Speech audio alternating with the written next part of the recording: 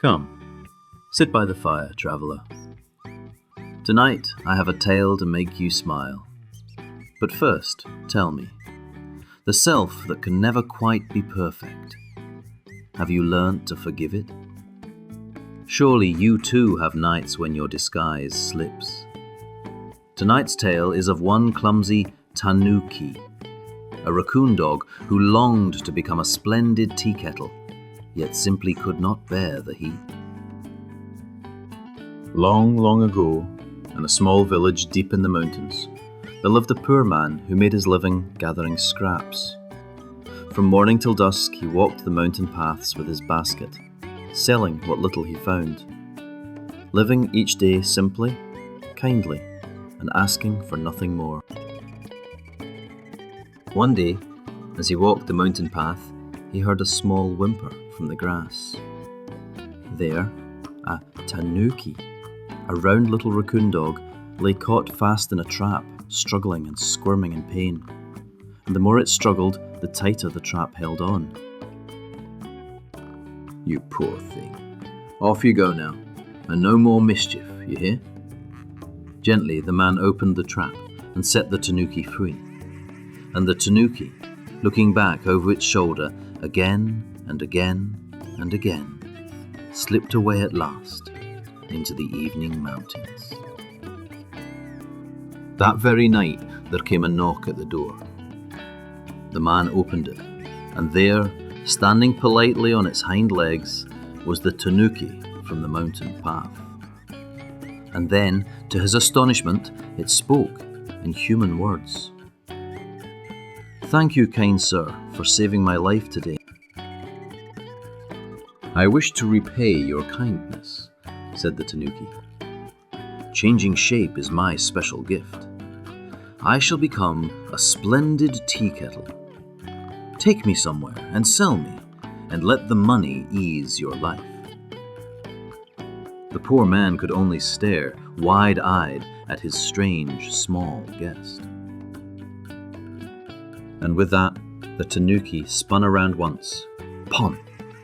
In a puff, there sat a magnificent tea kettle, its bronze sides gleaming. In the glow of the hearth it shone so handsomely that the man could hardly believe his eyes.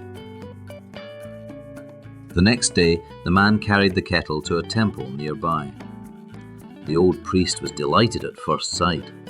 "What a fine kettle this is," he said, and paid a handsome price for it. Pressing his hands together in silent thanks to the tanuki, the man went home. So the kettle was placed upon a shelf in the temple and treated with great care. There it sat, polished and proper, looking every bit a treasure. And yet, if you looked very closely, they say, it seemed somehow just a little restless. Then came the day the priest decided to boil water for his tea. He set the kettle over the hearth fire. Gutsu, gutsu. The water began to simmer.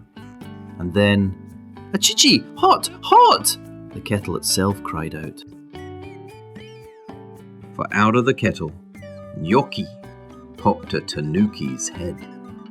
Pyoko, a bushy tail. Nyo, 4 furry legs.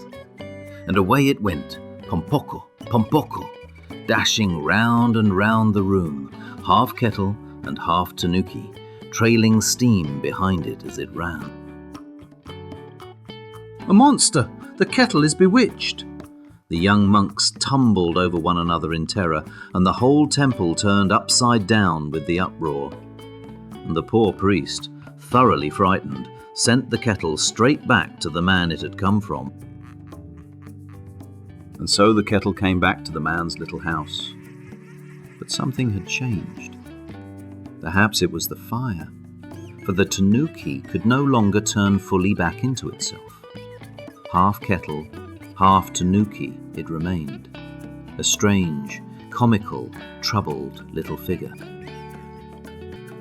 But instead of hanging its head, the tanuki looked up and said, "Master, even in this form there are things I can do. I can walk the tightrope. I can dance. put me on a stage and let it help you live.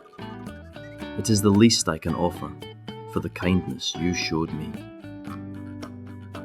So the man built a little show hut and raised his banners high. "Behold, the famous Bunbuku Chagama, the magic tea kettle." Word spread like wind through the villages, and soon a long line of curious visitors wound its way to his door.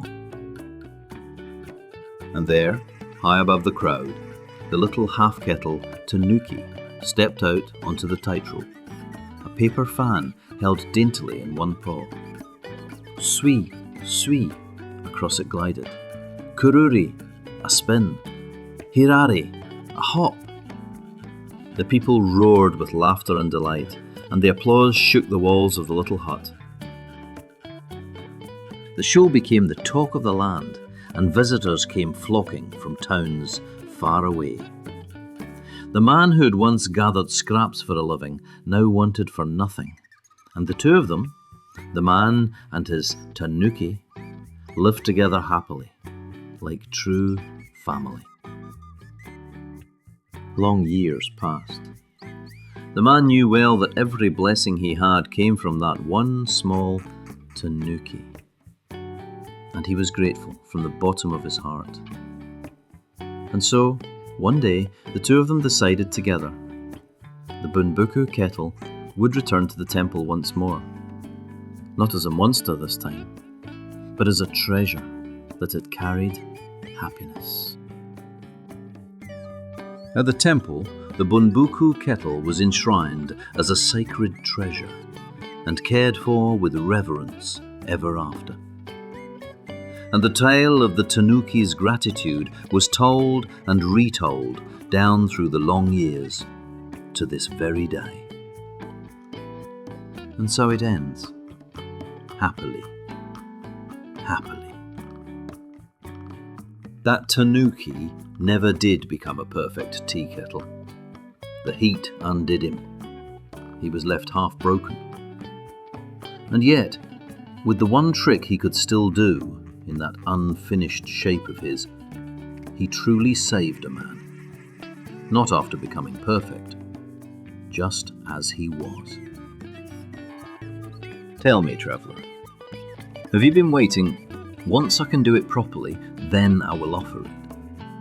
Chipped as you are, clumsy as you are, is there truly not one tightrope you could walk, even tonight? I wonder. That is all for this evening. Sleep well, traveller.